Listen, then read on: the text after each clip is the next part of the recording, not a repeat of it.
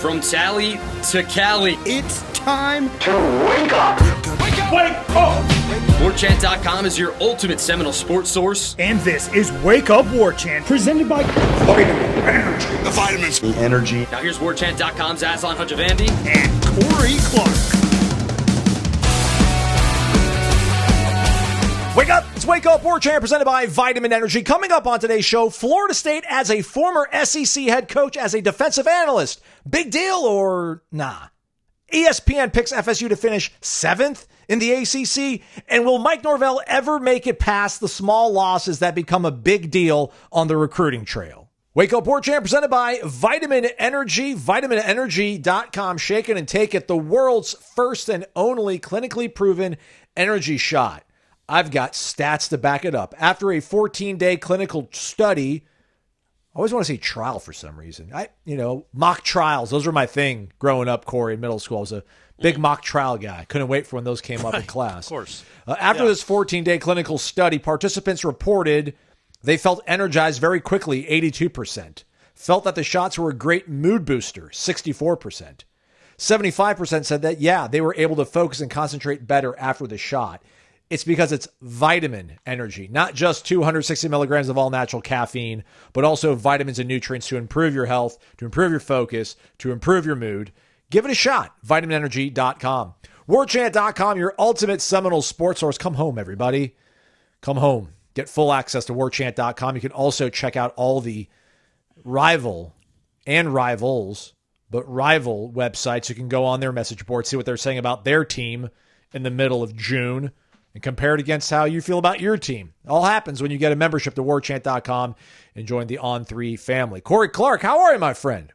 I'm good, buddy. I like that you brought up a mock trial. I actually got to serve on a mock jury when I was in high school. My American law class in high school got to go participate as a mock jury in a murder trial at Emory University. So it was Emory law students. Hell yeah. Had a trial, and I was the one holdout. Nice! So, of course I was. Yes. I didn't think the guy killed himself, and if he did, it was like an insurance case. So the widow wasn't going to get the money because the insurance company was fighting, saying that he killed himself. And I'm like, I don't think that was proven that he killed himself. And we argued because they make us argue in front of the lawyers. Yeah. For like an hour and a half. And it's like 11-on-1 essentially. Well, it's really like 4-on-1. There's 6 kids that don't care that are just sitting there. And then the judge is like, all right, okay, I think it's because we're watching you. Maybe you guys can't come to a conclusion. So we're gonna let y'all go outside for 30 minutes. And if y'all don't and discuss this. And then if y'all don't come back in 30 minutes with an actual verdict, then we're just going to call it a mistrial. So then we go outside for 30 minutes, and I'm like, and we've been going on for an hour and a half, and my friends are getting so agitated with me. I'm like, look, man, I'm the lone holdout. If there's nobody here left, if I'm the only one, let's do a straw poll. If I'm the only one that thinks that not guilty or whatever, murder, not suicide, is the verdict, then I'll relent. Yeah. And so we go around the room, and then Hideki Hashimoto goes, I think it was murder too. And they're like, Hideki, what? Hideki! And so then we go back in, and everybody says it was murder. And the lawyer for that I won his case for him was a very big fan of mine. He's like, dude, you ever come to Emory? You've got a fan for life. I love how you stuck to your guns. I'm like, well, everybody in here hates me. Anyway, let's get on with the show. Other than seeing your son born, was that the greatest day of your life? Oh, no, everybody hated me. I had to take the bus back, and they're like, I can't believe you, because we could have left an hour earlier than that. But we kept arguing and kept arguing. But, yeah, I talked them all into it. So it's all right. I'm still friends with like 5 of them. Not Hideki, sadly. I haven't caught up with Hideki in a while. Did John Clark ever try to push you into litigation? No. Or life of law? No, not really. He thought it was cool that I was a sports writer. Okay. It is. I was kind of living his dream of being a sports writer. It is cool. It is cool. Our own Irish O'Fell put the update over on warchant.com on Wednesday. Zach Arnett, formerly defensive coordinator for a brief stint at UNLV here. He got hired in December of this past year and then resigned for personal reasons. That's actually not the way I should really start this off. Zach Arnett, former head coach at an SEC program at Mississippi State, former defensive coordinator at Washington State under Mike Leach, had been at UNLV under Dan Mullen's new staff, left for personal reasons after about 3 months on the job, hired to be an analyst for this staff. He's got 3-3-5 experience, Corey. That's what obviously Tony White wants to run. I, somewhere on a podcast at some point last year, went on the record and said I actually wanted Zach Arnett to be the defensive coordinator for Florida State. So I think this is a great hire, despite the dubious circumstances around his early departure in Las Vegas. What's your top line headline from this guy getting someone that's got this kind of pedigree, I guess, to be your analyst? I mean, it's an analyst role. I don't know. Come on. I really honestly don't have it. It can't hurt, right? It can't hurt, but I don't know that it's moving the needle to where it gets you an extra win or two. Does it speak to anything, though, that you had a vacancy? From what I understand, this wasn't necessarily just a pure addition. It sounded like there was a defensive analyst who left. So they left and apparently left for a non-coaching job. Like they went and got a civilian job.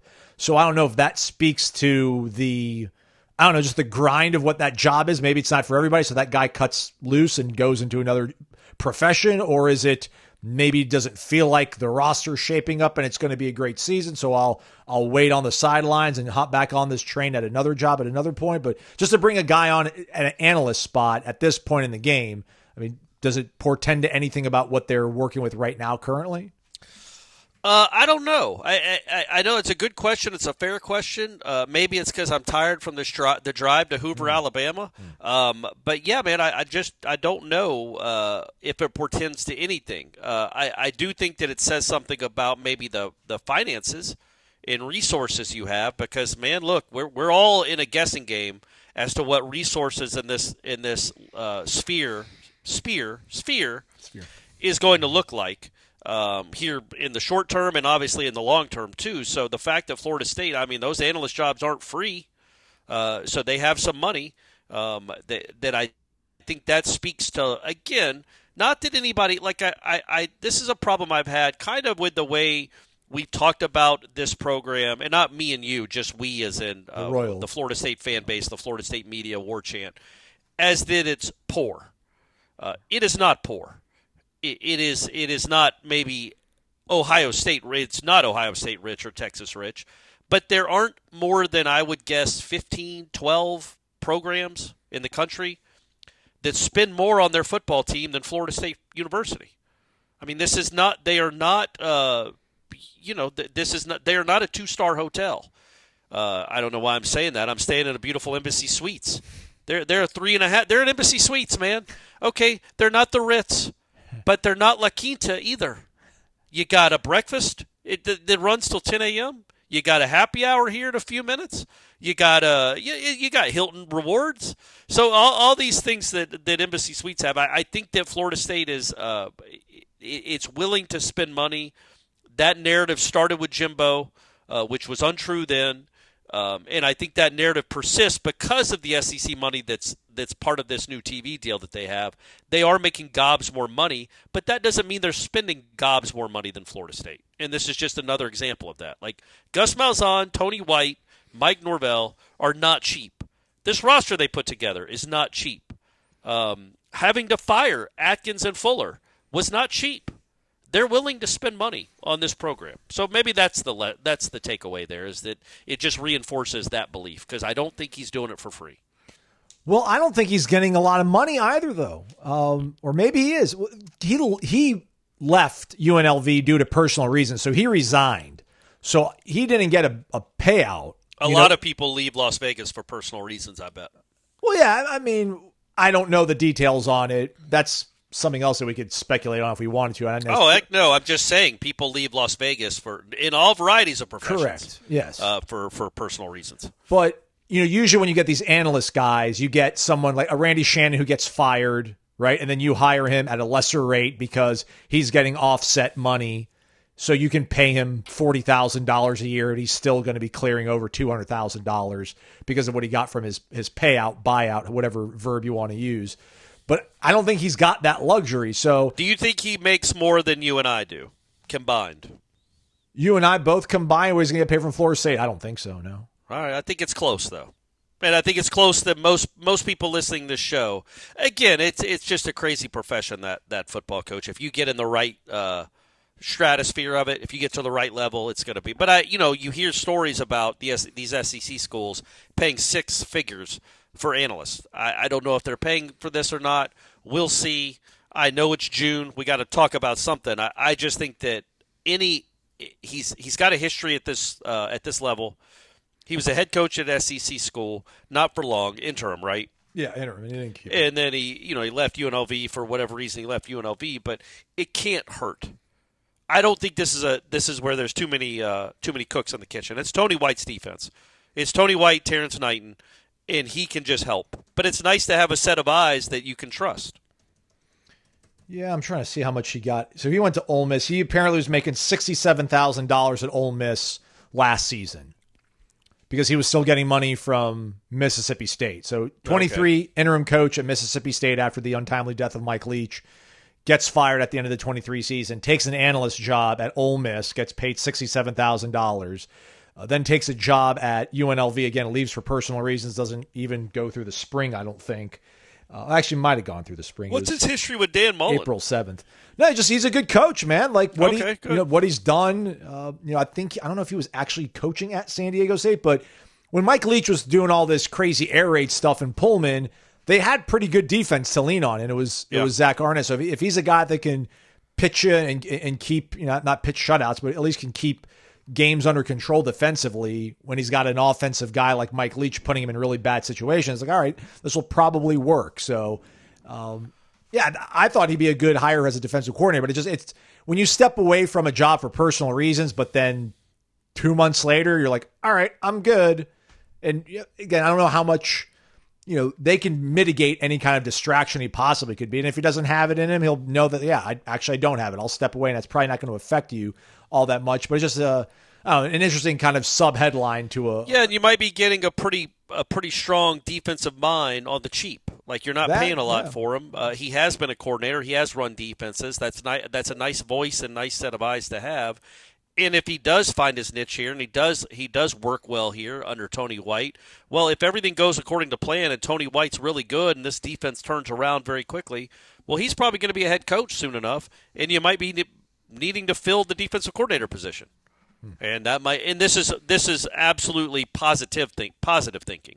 Like, this is glass half full kind of thinking that Tony White does such a good job as the defensive coordinator that in 2 years he's getting a head coaching job. Okay, you want to hire from within? Well, we'll hire the guy that was part of your that was part of the defense for the last 2 years, defensive staff. Arnett was scheduled to make $350,000 as the defensive coordinator, linebackers coach at UNLV. So all right, okay. Let's keep That's a lot. It is. It's a lot more than 67,000. It's a lot. It's almost as much as you and I combined. Almost. Well, we haven't done a live show in a while. Good point. Fair point. We're not going to do the mailbag today. We're going to probably do it tomorrow. Our guy Mark over in Naples, this is another thing that kind of made some headlines earlier in the week between us doing shows here, Corey. But I guess apparently ESPN released their FPI, as you all know how valuable their sort of FPI football power index is. Especially in June. Yes. So this, the headline we had over on 3 was the predicted order of finish for the ACC. Although I don't know if that's exactly how it works out, but I guess it could be construed in that aspect. Nonetheless, Florida State was ranked 7th in the FPI power index with a projected win-loss total of 6-6. Now, Miami was the number one team, according to the FPI. They're going to be somewhere between 9.5, 10 wins, 2.5 to 3 losses. Miami, Clemson, then SMU. And this is where Virginia Tech 4th, Georgia Tech 5th, Louisville 6th, your Florida State Seminoles 7th. Yeah, the point we made on headlines is if you want to know how valuable the FPI is as a tool in June, Florida State was number 1 in the ACC this time last year. Based on what, Aslan? Literally based on what? Mike Norvell's reputation. Like, but the last 2 years. I would say it's more based on Jared Verse, Jordan Travis, Keon Coleman, Trey Benson, and the like in what they had accomplished more than anything clearly. Otherwise, if you want to trust the FPI as a tool, well, don't after last year, because they had Florida State number 1 in the conference, and they finished second to last. They finished 14th. Maybe they finished last. Did they finish last? They finished third to last in FPI. Wake Forest and Stanford were behind Florida State. Oh, no, I meant in the actual standings. Oh, no, Florida State was the last. They finished in last place in the ACC. There you go. Perfect. So, and they started out the season first. The point is, anybody trying to know, and it's a point I make all the time, but what formula are you using? Literally, what formula could be used? And I don't try to urinate on all these types of tools and these analytical tools, but in college football, from going from one year to the other to try to predict the unpredictable is just asinine and stupid. Like, the reason Miami and Clemson are probably going to be pretty good is the quarterbacks. But last year, what was Miami? Nobody knew what Cam Ward was. But also, they don't have him this year. Yeah, we didn't think it was going to be a Heisman winner, but we knew he was a good quarterback, a very good quarterback. I don't think they were predicted to win 10 games, I guess. Okay. And they did. They almost lost 3 of them, but they won 10 games. And Klubnik took a jump that maybe the FPI didn't predict. But the point is, how would anybody know that Florida State would be worse or better than Georgia Tech? Florida State's whole starting 22 is different. Literally the entire 22. So where is that in the formula? Well, I guess it goes to the point of Mark. Mark says it looks like that seventh place. Oh, place. Sorry, Mark. I didn't mean to jump your question. Well, the seventh place prediction stems from 2 things in his mind. 1, going 2-10, and then 2, the pollsters, the genius pollsters, thinking that 6 teams will be better than Florida State because they have a returning or better quarterback in offense. So I'm reading this so-called 7th place prediction mostly about offense. But my man, we have Gus Malzahn running his proven offense with a quarterback who is proven in the ACC as a playmaker when his skills are utilized properly. So, yeah, it's the lingering hangover from 2-10 that won't go away until we can show it on the field again. Yeah, and look, I'm not saying that Florida State might finish 7th. I'm not going to sit here and say that I expect them to be in the top 2 in the conference. I have no idea. Nobody does. My point overall is just the overarching thought of how could any analytical tool be used in June? There's nothing to analyze. Like, literally, there's nothing to analyze. Florida State has an entire starting 22 that's different, except for Shaheem Brown. I'm sure it looks at what they produce. I know it's at another school and another system, so obviously it's not nearly. I don't know then, but then how did they screw it up last year? What? None of them did anything. Yeah, you're right. None of them did anything anywhere. So, like, why would you think they? So why was Florida State number 1? I could have done that. So whatever stupid recipe/formula they use, it's just them throwing stuff against the wall. I would love to read. I don't even know how they would formulate an FPI in June about what team is going to be more powerful. Is it recruiting rankings? Is it production? Because none of that matches what Florida State had last year. They were going solely on the fact that Florida State had won 19 straight games until the Orange Bowl, and they just assumed Mike Norvell was awesome. That was their formula. Yeah, I'm sure that was part of the Alabama being high in FPI. I know they recruited really well, but it was like, well, they have Saban, and not to compare Nick Saban to Mike Norvell. Right. But yeah, I mean, listen, he bought equity with like the college football world that this guy was a real deal guy. I mean, listen, Alabama went after him. He had won, 13 games in a season. Yeah, that's why I don't blame the pollsters for voting Florida State high last year, or for us thinking they would be good. Your formula is nonsensical. It makes there's no formula with mathematical equations that can predict what Jaylen Brown is going to do at Florida State, or what Malik Benson is going to do. You don't know. They were simply going on. Florida State was good last year, so let's make them number 1 this year. No way they're going to fall that low. We don't want to look dumb, so let's put them number 1. I judge them having Florida State last year number 1 a whole lot more than I do Florida State 7 right now. Florida State 7 right now, that's fine, but I assume it's the same formula they used last year that had Florida State number 1. So clearly the formula sucks. It doesn't work. And I don't blame it for not working because there's no data. There's no data to see how Castellanos will be with Gus Malzahn, or how Sawchuk will be in a Gus Malzahn offense, or what, I don't know, man, Omar Graham will do in a Tony White defense. It's all unknown. And that's my problem with some of these analytical tools, especially this one, is you try to make it a formula when there is none. You don't know. There's no way to calculate how good Florida State football is going to be in June. Now, when you have some data after 4 games or 5 games, yeah, go ahead and predict that they're going to finish with 8 wins, or go ahead and tell us that they all suck. But we'll be able to use our eyes anyway and see that. So it's just a way to get us talking, which we did. So they won. The FPI, the nerds that came up with the FPI, I'm sure it's 6 dozen of them, just all at their computers, screaming, "I need more coffee! Give me my printouts!" Just it's like an Apollo mission. It's like an Apollo 13 mission. They're all just trying to figure it all out. It's a huge emergency, or it might just be 2 dudes saying, "I don't know, put them 7th," and let's say it's this formula. So 4 components go into the preseason rating for FPI. Great, I can't wait to hear it. All right. Prior performance, returning starters, recruiting rankings, and coaching tenure. Okay. Now, the FPI is not designed to predict who makes the playoff. It is to correctly predict games and season outcomes. Yeah. So they're evaluating those 4 things, what Florida State has, prior performance, returning starters, recruiting rankings, and coaching tenure versus their opponents on their schedule. Maybe Virginia Tech has a more favorable schedule. Maybe Louisville has a more favorable schedule. But again, like the last part of Mark's point, 21 new starters, most likely, new proven coordinators. Objectively, Florida State should be 3rd or 4th at worst. But again, it's like I don't necessarily agree with that. I love you, Mark. I get your point. I know what you're saying. But number one, who cares? Not diminishing the question. I got to rip on the FBI for 5 minutes. But, look, this is the deal. Nobody's going to believe it after 2-10.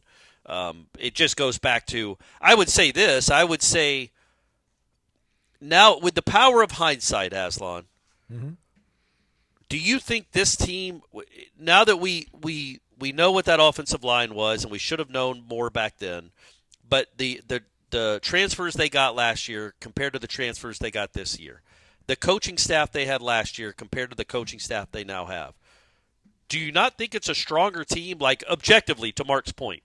Do you not think that this Florida State team, and I know we have the power of hindsight, is objectively better, maybe lots better than last year's team? I think we feel better about the quarterback, even with hindsight. And I think we feel better about the offense. Maybe not, because you're right. We made a thought because it was Norvell's offense, and he'd always have good offenses. But I definitely, Deuce Robinson is more. Deuce is more has a higher upside, we imagine, and is more. Has more production in his past than Malik Benson had, and Squirrel White has much more than any Jalen Brown, for heaven's sake. The tight end. We'll see about the offensive line. Listen, like the Micah Pettis and Luke Pettibon seem like pretty locked in starters, like stalwarts, probably above average. We'll see about Richie Leonard. We'll see about Adrian Medley. I mean, they went after Marcellus Marshall, who was also at UCF. Like, they brought him on an official visit before they brought in Medley. So I don't think Medley was necessarily a priority for them. Gunnar Hansen did not get to go through spring. Yeah. He didn't grade out all that great on PFF. Again, coming off an injury possibly. Did well against Alabama. Did good enough. Won some kind of alignment of the week honor. So I don't think Terrence Ferguson ever won anything like that. So he's got that on his side. But I don't, it's a low bar too. So I don't know. No, right. But I'm just saying, I think objectively, you would say this defense is going to be better.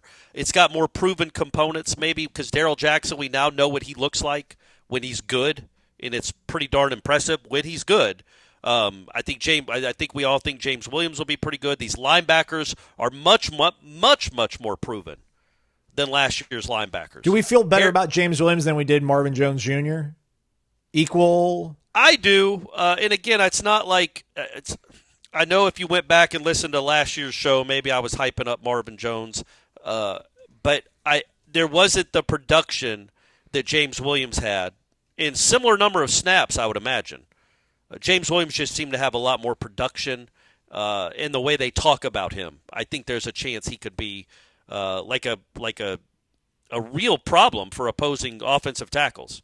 But yeah, even if we don't, I'm just saying when you go position by position, I feel like you feel as good, except maybe at cornerback. Not maybe. You're not as good at cornerback. I guess you're not as good in the interior, but you do have Darrell Jackson back. So you're not that far off. And then I think you're better at linebacker. I think you're better at safety. And then on the offense, you're better everywhere. And I think you have a better coaching staff, especially now that you got our dude Arnett. You got an analyst that's going to be analyzing his tail off. I think it's objectively a better team. That's not saying a whole lot. I understand that, though, everyone. And it will absolutely be, at the very least, Aslan, it'll be a twice as good offense. The offense will be twice as productive. And that's not even a good offense if it's just twice as productive. That's how bad last year was. And, I was talking about this on Headlines. Something we don't really we don't think about too much when it comes to last year's season and the debacle and how it spiraled and out of control is DJ was a bigger loss than we think. Not that they were going to be good with him, clearly. I think they were 1-3 with him. Yeah. On their way to going 1-4. Man, I thought he played pretty well against SMU. If Morlock doesn't do the volleyball setup to the SMU safety, maybe they go down the score right there and take the lead, and that's a whole different game. But I absolutely think they beat I know they beat Duke if DJ's your starting quarterback. And I think the difference is, even though DJ wasn't good, and I hated that he couldn't run, and I know I kept screaming for a running quarterback, but that didn't help. Croman Hawk and Brock Glenn played at such a poor level that it's hard to judge anything else. Like, when you get that bad of quarterback play, and it was horrific. DJ wasn't good either, by the way. But totality for a season, when your quarterback play is that bad, it's hard to win much at all. And maybe, I think DJ, I don't want to put it on one play, but I just feel like the season melted down after the SMU drop, after the Morlock play. Because hadn't they beat California the week before? Think so, yes. Isn't that right? Yeah, because DJ was playing. He got hurt against SMU. So you beat California. You put up 2 whole touchdowns, Aslan. I don't know if you remember, but the Noles offense rolled to 14 points. They did. Now, it doesn't mean they're going to do it every week, but they showed what they could do. 2 whole touchdowns. I think it was 1 in each half, actually. Tied for second highest output of the season. Yeah. Against the D1 school anyway. And then the next week, SMU's a good team now. You're on the road. They're a playoff team. And I think you're down, is it 14-9? And you've got the ball. I know it's a 1-score game, and you've got the ball, I think. Maybe it's 21-9. I don't remember. But it's a close game in the third quarter. Your quarterback's made some nice throws in that game, if I remember correctly, and he has Morlock wide open for probably a 25 to 30-yard gain to get you out to midfield. Instead, SMU has the ball at your 2-yard line, and then the game is over. And then he gets hurt, and then you've got Clemson after that, and the season is done. And it's not fair to Croman Hawk. He's a true freshman, but he and Brock Glenn, with the pieces they had, with the coaching they got, with the skill positions they got to hand the ball off to or throw to, they were horrible. That was horrible, horrible quarterback play. I don't know if there was 5 teams in the country that had a lower QBR than Florida State. It wouldn't have been quite that bad with DJ. So maybe it's a 4 or 5 win team instead of a 2 win team. That was a long way of saying that. But anyway, your quarterback play cannot be worse. Could it be worse, Aslan? So you're going to be better at quarterback, maybe exponentially better, just because it's going to be competent. Luke Cromanhawk and Brock Glenn, through not much fault of their own, that was mostly incompetent quarterback play you got all season. That's not a recipe to win any games. Sorry, I'm done. It was 14-9. So they were down 14-9 to SMU. Yeah. And they're going to be at the ball at midfield. They're almost in Fitzy's range. DJ's feeling it. Yep. Instead, the game is over. The good times never end. Over at the Corner Pocket Bar and Grill, that is. 2475 Appalachia Parkway, CP. Tallybar.com, the website. Daily lunch specials from 11 a.m. to 3 p.m. Comes to the side dish of your choice, everybody. all options. Absolutely delicious. Hope you had fun at trivia night, everybody. Don't forget, later tonight, bingo night. 4 rounds, $250 in cash money up for grabs. What are you waiting for? Grab a friend, find a friend. Up at the Corner Pocket Bar and Grill, 2475 Appalachia Parkway. Do we know if there's live music this weekend at the Corner Pocket Bar and Grill, Corey? I feel like... No, we don't know. Just go ahead and assume there is. If it's not this weekend, it'll be next weekend. But as I always say, if the live music's not there, you know the jukebox is going to be rocking and rolling. And again, you're going to have all the sports you can watch, which I guess we're essentially in baseball season now, except for the NBA Finals. And the NBA Finals will be on. We are back. It's Wake Up War Chance presented by Vitamin Energy, vitaminenergy.com. ESPN College Game Day announced where they'll be week 1. Yeah. They're going to Columbus, Ohio to piggyback off of High Noon, or Big Noon. Yeah, Big Noon. High Noon's the drink. The Big Noon pregame show that Fox is doing because Texas at Ohio State will be broadcast on Fox. It felt like that, as well as the 12 p.m. kickoff, you're like, okay, they're just going to go ahead and kind of concede that game, that piece of turf to Fox, and then come down here to Tallahassee, put on a good show, let Lee Corso say goodbye to his alma mater, but it's not in the cards, Corey. I need to come up with what we use on our show for being surprised, because we're like, oh, I'm not surprised, I'm not shocked. We need to come up with some kind of scale, like the what's the is it the Saffir-Simpson scale? Is that what the hurricanes are? Or is that some maybe it's tornadoes? Anyways, we need to come up with a scale. Tornadoes are the F, whatever that Fugazi. What does that F stand for? There's like F1s, F2s. Fukushima. I know earthquakes are Richter, not Andy Richter, but some other Richter. The Fujita scale. There you go. All right, yeah. Tornadoes. That's what I said. I said Fujita. I think. Yeah, Saffir-Simpson. You're right, Aslan. Stick with your guns, buddy. For what? For hurricanes? Yeah. Oh, I didn't even know they had. I just thought they were categorized by that's 1, what 2, it 3, is. 4, or 5. But okay. that's the Saffir-Simpson scale. That's a pretty dumb scale. It's just like, okay, if it's 95 miles an hour or higher, it's a 1. If it's 120, it's a 2. Like, that could be a Clark scale. What's the reason? If it's over 140 wind, it's a 4 or 5. Like, that seems pretty easy. I don't think so. It was 2 dudes, or is it one guy named Stafford Simpson? Saffir, Saffir. That's his name, Saffir. I think so. Let me see. Pull up here. Or is that 2 people that had to come up with Herbert that? Herbert Saffir and meteorologist Robert Simpson. Yeah, it took 2 of them to come up with that. What if these winds are over 100 miles an hour? That's a great question, Ron. You're part of the system now too. I'm putting your name on it. Oh gosh, tough crowd, man. Hey, that's good trivia knowledge though that you knew that. I'd never heard of that. Tough crowd. Yeah, I was very surprised. It felt like, listen, ESPN and everyone's like some on the message Were you boards. Cat 3 surprised or Cat 5 surprised? I'd say Cat 4 surprised. Okay, Cat 4 all surprised. Right. If that would have been open on the betting markets, I'd be like, yeah, they're going to come to Tallahassee now. It just makes sense. They've done it before where they'll go to a game that's going to be broadcast on NBC very rarely, or Fox. Yeah. They've done it before, but it just felt like, all right, Fox has got that so dominated that game. Why not just come down to? And people are like, listen, you had to have more than, if you had a brain cell, you'd realize they're never coming down here. It's I understand it's a 2-10 team, but let's not act like they haven't gone to James Madison before to do a game or some other random place just because it was a good story. Colorado. Yeah. Touche, Corey. So they went 4-8. Yeah. So I don't know. I guess congrats everybody for making Kirk Herbstreit fear for his life. And we won't have game day ever again. Well, look, it isn't like they're going to Colorado or James Madison. I don't know that we can chalk that up. They were in Ireland last year, the game after the snub. So, yeah, I do think it has more to do, not just with 2-10, but Alabama not making the playoff last year, kind of a down season, quote unquote, and out for Alabama standards.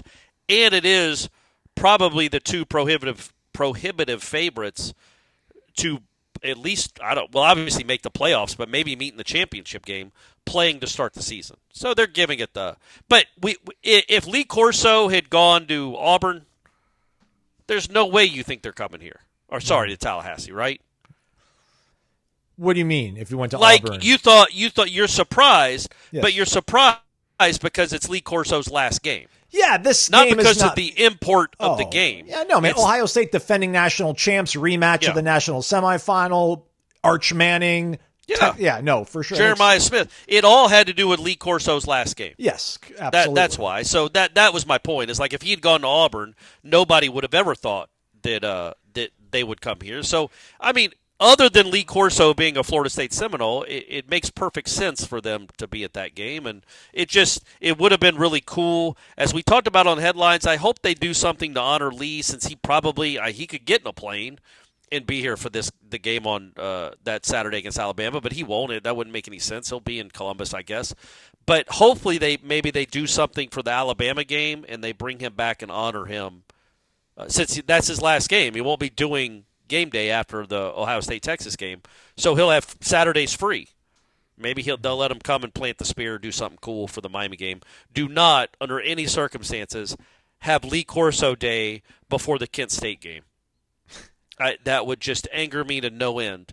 Make sure there are people in the stands in that Miami. Nobody, and no offense to Lee Corso, there's not going to. And I know they might want to. Ira brought this up after they beat Alabama. Man, it's a smaller stadium, Corey. It's going to be impossible to get a ticket to any home game this season after they take down the Tide. You're right. If they beat Alabama, I may change my tune. But as Ira pointed out, they probably aren't going to sell a ton of tickets to those next two games, and maybe they think a way to drum up interest and get people in the stands is to have Lee Corso Day. I can promise you people are not, as much as they might love Lee Corso, people are not going to drive up from Orlando or Fort Walton or Fort Lauderdale or any of the other places that people come from to book a hotel room that's going to cost them $1,200 for 2 nights to watch Lee Corso on the field for 5 minutes. It's not going to happen. So make sure he just gets honored when people are going to be in the stands, which would be the Miami game. What if they gave away Lee Corso bobbleheads? Well, then there would be a line to I-10. Okay. Because people lose their minds for bobbleheads. They do. As someone who has been a Braves season ticket holder, I got there for an Outcast bobblehead, which is actually a pretty badass. It was a really cool bobblehead. Yeah. They're in a car. I think it's a Corvette. But both of them are in it's really cool. So it's probably the coolest thing I've ever gotten at a Braves game. But it was madness. People were lined up 5 hours before the gates opened to get their bobbleheads. So people love bobbleheads, and yeah, that's actually a good call, Aslan. Why don't they do more bobblehead stuff? I don't. For baseball, I get it. Maybe football, it's too many, but I'd make some drives for a bobblehead. Absolutely. Yeah, I don't think you're alone, my man. No. Recruiting, Corey. I know it's not necessarily our account, and we don't maybe stay with it as much as we used to in our younger days. But I had an email from somebody asking about Aaron Thomas, who's the son of Eric Thomas, who started for a national championship Florida State team back in '99, also started a bunch of games in 1998. His son, Aaron, they're out in Arizona now. He's one of the top offensive linemen in the country this year. Still sounds like Ohio State might be the team to beat, but he finally got on campus this past weekend. He did admit that he was surprised it took so long for him to get an offer. I think he did not get an offer until late April.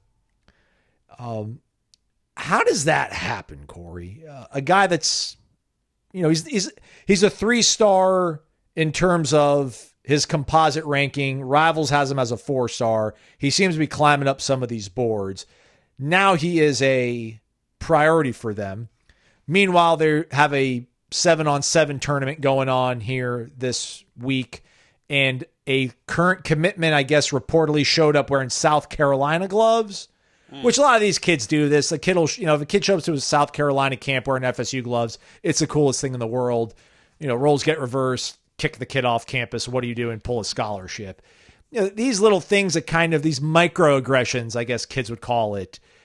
Why do they seem to be finding Florida State? How do they get past these sort of things where you're not identifying a legacy kid early enough in the game to where Ohio State is firmly in the lead, and it's going to be tough to overtake the national champions that have a track record of bringing in and producing rather NFL talent. You've got kids that maybe aren't on their P's and Q's. Listen, I don't know how good that kid's going to be, but I just don't think a player like, and I don't think Luke Pettibone showed up to big man camps wearing other teams' gloves. Like the kind of leadership, fit family that you kind of want. What does Florida State got to do to get past these little sort of losses during the recruiting season? Yeah, that's a big question. I don't know. For the people that don't know, Eric Thomas was the part-time starter, mostly starter on the national championship team. He was there in the late 90s. Center, number 57. Good player. Started, I think, for 3 years. But, yeah, man, it's a little bit troublesome, just like it was when the defensive end from Thomasville committed to Cal and then was like, well, I think the only reason they're giving me more attention is because I've committed to somewhere else. And it's like, yeah, you need to take care of your backyard, and you need to take care of your legacy kids. And because of Bobby Bowden and Mickey Andrews, there are scores of really athletic dads who have had really athletic sons with a love for Florida State. There are scores of them. So take advantage of that. And it doesn't seem like that's been the case. I know it sounds like they made some headway with Dexter Carter's kid, which is nice, but why was he committed to Auburn? Why is he committed to Auburn still? I think he was. I want to say he was committed to Florida State for a minute before decommitting and then committing to Auburn. I'll check. Well, that's weird. By the way, Eric Thomas, 28 games, 25 starts. Yeah. So he started, 99, 12 games, started 13 games in 98. National champion Eric Thomas. Correct. That's good for him. That's you want to. Those should be the easiest. It doesn't always happen anyway. Like some kids want to forge their own path. Now, look, it's not like Eric Thomas's name rings out in Tallahassee to the point where those footsteps or those shoes would be too big to fill. But he might want to forge his own path and be like, okay, well, my dad went to Florida State. That doesn't mean I want to go to Florida State. Ohio State's not a bad landing spot. Obviously, you can understand why that would be to a kid his age. Why Ohio State would be more appealing than Florida State. But if he grew up a Nole, which you assume he did, it is a little troublesome that maybe they're not identifying, again, the kids that are around them or the kids that are legacy kids to the extent that they need to be. But it's part and parcel, man. It's just part of the whole problem. They have not been able to fill this roster with enough high-level high school recruits.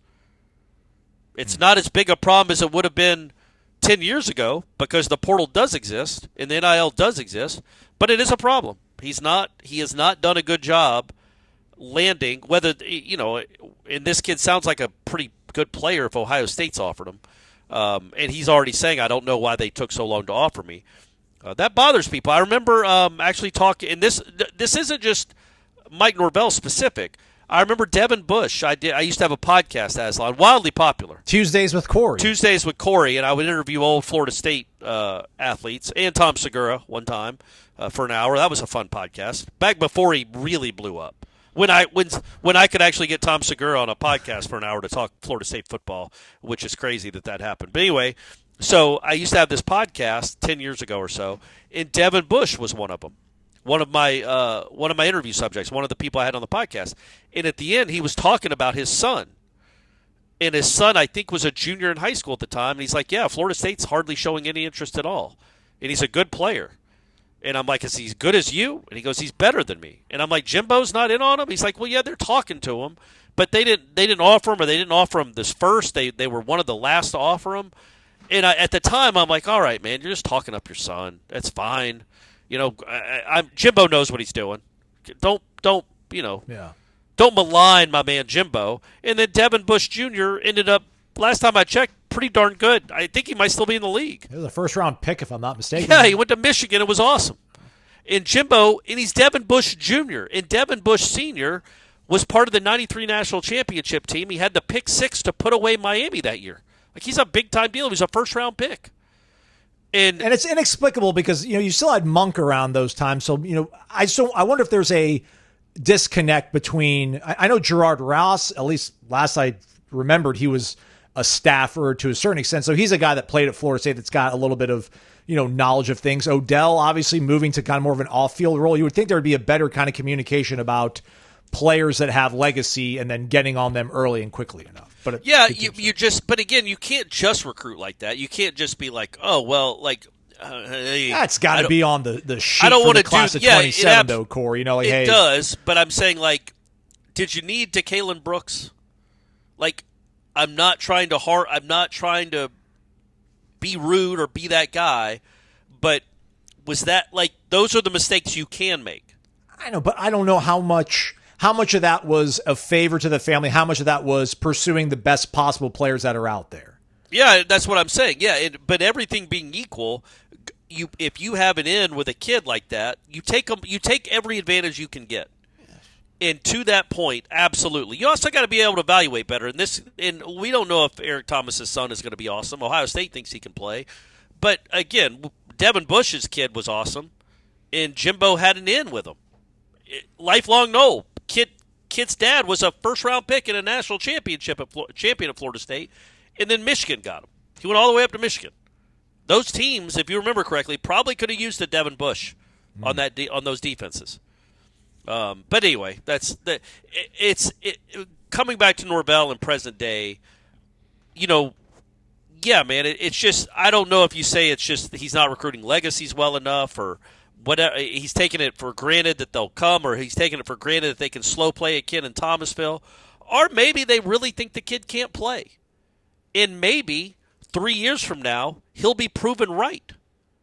The problem is you don't get the benefit of the doubt when you haven't been recruiting at a high level since you've been here. You know what I mean? Yeah, man. Like Jimbo got the benefit of the doubt with Devin Bush, yeah, because he brought in some dudes that they could play football. Norvell hasn't done it nearly to that level from the high school ranks, so he doesn't get the benefit of the doubt when there's a kid saying, "I don't know why they were so late to offer me." Well, I mean, this is I don't know how much apples to apples it is, but Joey Ionata, who played football here in the mid to late 80s, he's got a pair of sons that are really good offensive linemen. One of them is already at Alabama. Now, the other one, I think, is committed to Florida State right now. But apparently some of the people, some of the older heads that post on Warchant that know that family said that he really didn't get Joseph, who's at Alabama right now, didn't get a lot of traction from the previous, not even the previous staff. I mean, Norvell was here, obviously. He was a freshman last year in 2024. It's just when you see that happen, he's going to Alabama. If they don't get Aaron Thomas, apparently it's between Ohio State, Texas A&M, and Florida State. Both of his parents, so not only Eric Thomas, not only his dad went to Florida State, his mom did as well. Yeah. For his part, though, the quote isn't that bad, though. He said, they definitely were later than I would have liked, but that's okay. I'd rather have them give me the offer because I earned it, not because of my dad being a former player. I know I earned it. I like them more now than I ever did before the visit. They got to know me. I got to know them. That was really important. And what year is he? I think he's a 26 kid. Okay. All right. So, he doesn't sign for 6 months. Like, it used to be Bobby Bowden wouldn't even go start talking to kids until after the Florida game. Right. For seniors. But it's sped up so much that if a kid doesn't have a scholarship offer, by the time he's 16 years old, they're hating him. Well, also, Corey, there's no longer that February signing period. Like now it feels like with it being December, it feels like a lot of these kids make their commitments before they start their senior year of football. So you've got to get things done. Right? You got to get it done now. Like June is huge. June is is closing time. Like it's hard to make up ground in June, but it's not impossible. Yeah, so let's look, man. That's clearly something he has to improve on, but also understand as much as obviously people listening to this love Florida State University and love Florida State football. They did just go 2-10, and Ohio State did just win the national championship. That's got nothing to do with waiting until April to offer him, Corey. No, but it might have something to do with him choosing Ohio State in the end. Like the point being, if you'd offered him, Corey, if you're 2-10, you have to do everything to win guys over. Be quick, be early on it. You've got 105 spots on a roster now. You're only going to really probably play 45 guys. You've got scholarships to burn. This kid apparently is good enough that Ohio State and A&M are after him. Like, why were you late to the party? I'm saying, I get that. My point was, you could have offered him when he was 9 years old. There's no guarantee coming off 2-10 that he's going to say yes to you. Helps. Especially, it doesn't hurt, but there's no guarantee. So we don't know that there was a ball to be dropped. because there was, because it's not like 2-10 happened on somebody else's watch. Mike Norvell is the one that went 2-10. He's not taking over a 2-10 program. But the point you made, I think, is a really good one, and that's something that one of the points you made in there was really good. They're all really good, Aslan. Thanks, I don't like to differentiate, but when they start utilizing all these scholarships, that's absolutely right. You don't have to be so precious with your scholarship offers. You've got 20 extra ones, and if they can't play, they're going to be bouncing the next year anyway. You're going to have – that's a really good point. You're going to have probably 45 might be low. Let's say you play 50 kids. But, yeah, 45 is the two deep, the entire two deep. That means there's 60 scholarship players that probably aren't going to be in much of the rotation for you. So you do have some wiggle room.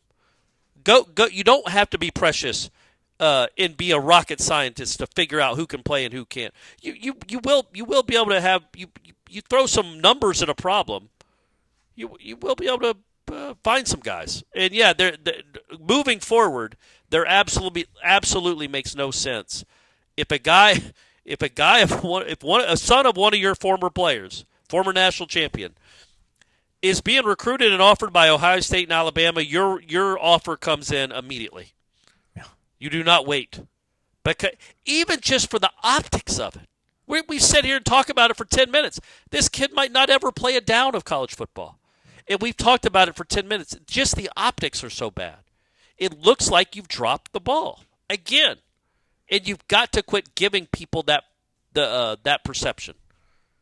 It'd be nice for one of these recruits, one of these high-level 5-star recruits to be like, yeah, they were on me first. They were on me first. Now, when Florida State basketball was rolling, that's what separated them. That's how they got a Scotty Barnes or a Patrick Williams or a Terrence Mann, Bacon. Those guys, CY and that staff, they would make those relationships and those inroads when those kids were 15 years old. And so when Scotty Barnes blows up and becomes one of the best players in the country, well, yeah, now Kentucky and North Carolina are interested. Oh, now you're interested? CY was interested when y'all didn't know who I was. That stuff does matter. But yeah, so does the portal. What are we doing? When does the season start, Aslan? August 30th still? August 30th. Our guy Sunrise Noles said, hey, guys, I wonder how many kids we lost out in the 24 cycle because of the snub. Will they want to play in the ACC when the SEC and Big Ten got 7 of the 12 spots in the playoffs in 2025? Now, with the SEC asking for more auto qualifiers, why would they want to come to the ACC? My question is, how many guys do you think we're losing in recruiting to the SEC and Big Ten just because of the conference we are in? I mean, I think there's something to that. That's a fair point. I definitely think that's probably an aspect. But it's not like the ACC's been shut out. Well, they were 2 years ago, I know. But they got 2 teams in last year. Almost 3. Cam Ward, really close on the outside looking in there. Yes, college football players want to go win a national championship and play for a national championship. But it's not like you can't sell. It's not like you can't sell the idea of winning a national championship at Florida State or making the playoff. If a kid's like, man, I want to go somewhere where I have a chance to make the playoff, you'd go like, well, yeah, man, all we got to do is win this conference. Literally, all we got to do is get to the championship game, and we're in. You don't think we can do that at Florida State? Are you crazy? Like, I don't think Clemson has a problem selling that. So Florida State shouldn't either. But I also understand the allure of the SEC. I don't know necessarily because, I get to play a game on December 15th with a lot more people watching, as it is like this is the conference that people seem to care about the most. And it's my best avenue to get to the NFL, which is what all these guys dream about. Florida State's a pretty good avenue, too, if people have been paying attention the last 4 decades. A lot of pretty good NFL players have come through Tallahassee. But I do think there might be a little bit to that. Like your chances of being in the playoff are better. But if you're good enough, if you're a good enough program and an appealing enough program, I don't think it'll matter that much. You got a lot to sell at Florida State. Certainly more than Mississippi State. You know, Mississippi State, yeah, awesome. They're in the SEC. So's Kentucky. So's A&M. Like, when's the last Texas A&M football player that played for anything. But who was it? Literally, was it Dat Win? Dat Win, that's right, playing for the Big 12 championship back in 1998. That's so. I don't think that's the end all be all, but it certainly could be a bit of a reason why Florida State would struggle. But it's not like they had a bang up recruiting class going on before the snub, and then they all flew away once the Orange Bowl happened. Like they weren't doing great even before they were told that their 13-0 didn't matter. Yeah, I don't know how many kids in Arizona or even in Texas dreamed of playing in the SEC. It's tough to pull a kid from Mississippi to Florida State or a kid from New Orleans. But is that an Florida SEC State thing or just I want to stay closer to home thing? It's both. I really do. I mean, living in Mississippi, the way it's everything you imagine they talk about playing in the SEC. That's the way these kids grow up. That's the way their coaches talk about it. That's the way their parents talk about it. This is the pinnacle of it. SEC football it's almost a different sport than college football. It's NFL, then it's the SEC, then it's college football. There's a differing level of, it's just crazy that Mississippi college football fans feel that way because they've done nothing, Aslan. They've done nothing for the sport. They literally have not advanced the sport in any way, either one of those programs. They've never done anything of note, ever. But they pat themselves on the back because LSU and Alabama. Ole Miss gave us the Manning family. Mississippi That's State, true. Mississippi State gave us Dak Prescott. That's true. Never mind. I stand. And Eric Moulds, the great Eric Moulds, who played with the Bills. He was a Mississippi State wide receiver. They would always have one guy every 6 years. Yeah. That you're like, man, that guy could really play. Yeah. Fletcher Cox. Fletcher Cox was a good defensive lineman. Right. Played for the Eagles.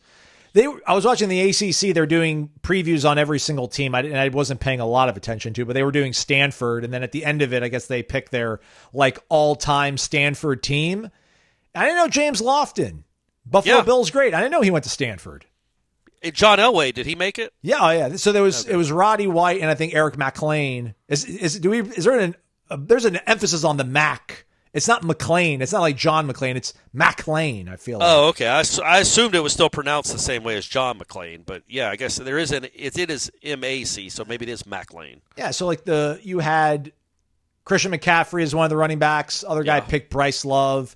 You had Elway, Andrew Luck, Toby Fleener, one of the tight ends. Toby Fleener. The other tight end was even better, and his name escapes me right now. Was it Zach Ertz? I don't think Zach Ertz went to Stanford. But I feel like they all go to Iowa. Yeah, they had some legit guys. I was like, yeah, man, Stanford. All right, see if you guys can find your way back there. But I don't think it's happening anytime soon. They've helped the ACC's perception, like the football perception, has escalated so quickly.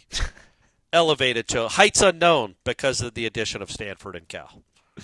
We'll be talking about that 20 years from now. Like what a great coup that was to get those powers from Northern California who care so much about college football. And they always have. We've known that. It's the game. It's the big game, Aslan. It is. It's such a big sport out there that they came up with an all-time awesome nickname for their rivalry. They called it the big game. How about that? You can't do better than that. You can. The Sunshine State Showdown presented by Florida Citrus or whatever the heck Florida State and Florida have come up with. That's even better. Oh, boy. Full transparency, we recorded this a little bit earlier than usual, so we did not get to see how Micah Danzy did. Well, you're not going to because he pulled out of the national championships because of an injury he suffered. Oh, yeah. No way. Yeah, isn't that a bummer? That is. Yeah, so he's not running out there, so he did not win it because he might have gone out there and done it, but it sounded like he had done it earlier this week, and I assume he could be cool if he went out to Oregon, even though he wasn't competing. But yeah, for the ones that don't know, I think he had the number one time in the country in the 400, and he was out in Eugene hoping to win an individual national championship, but instead he hurt himself somehow.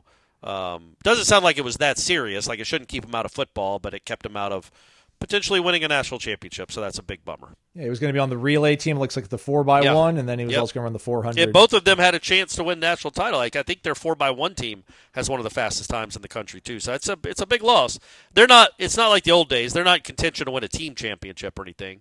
But it still would have been really cool for him to be as a freshman too, to win the 400 national championship would have been really neat. So But is there next year. do they have alternates that fly with them, or was there a guy in Tallahassee like, hey, Danzy's out, get to Tallahassee No, I Airport? think for that they would have a couple of extra sprint because they also do the prelims. So what would happen? This is back when I used to cover Florida State, or cover track more closely, is that they would take like their whole sprint crew out there, or like their top 8 guys, because they weren't sure what they would like the 4x1s. It's not like you have to run the same guys in each heat, like the prelims and then the semifinals.